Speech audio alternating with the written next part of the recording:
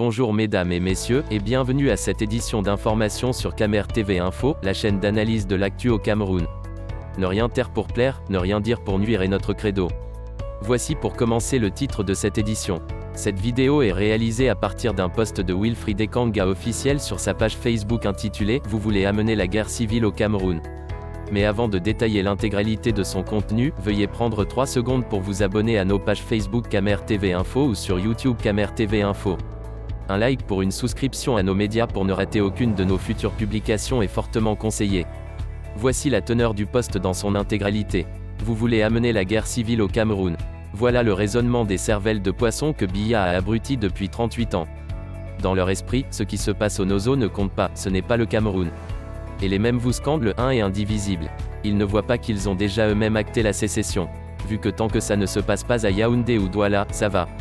Tant que la bière dans les bars, la drague dans les boîtes de nuit et la luxure dans les hôtels sont encore possibles, tout va bien.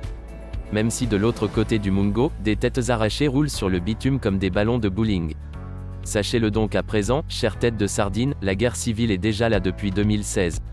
Et ce n'est pas surtout nous qui l'avons causée, la seule chose qui change, c'est que les francophones que vous avez vus comme des « lâches éternels » commencent peu à peu à répondre aux coups que vous leur donnez. Exactement comme leurs frères de la rive gauche il y a 4 ans.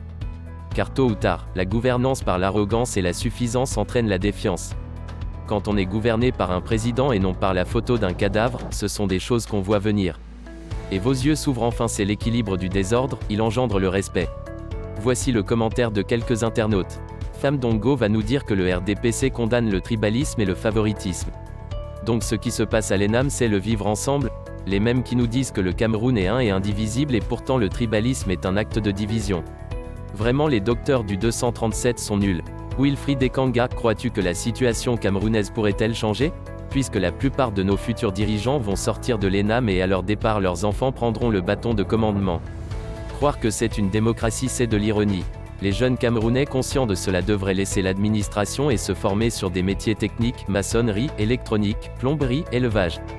Ils passent leur temps à reproduire la photo du 6 novembre 1982 pour faire comprendre au monde que le Cameroun est gouverné par un jeune, pourtant le cadavre de ce jeune est en putréfaction très avancée. Vraiment les neurones de la sardine se trouvent dans son ventre par manque de tête. Veuillez prendre 3 secondes pour liker la vidéo et la partager. N'oubliez pas de vous abonner à la chaîne YouTube Camer TV Info. À bientôt pour de nouvelles publications.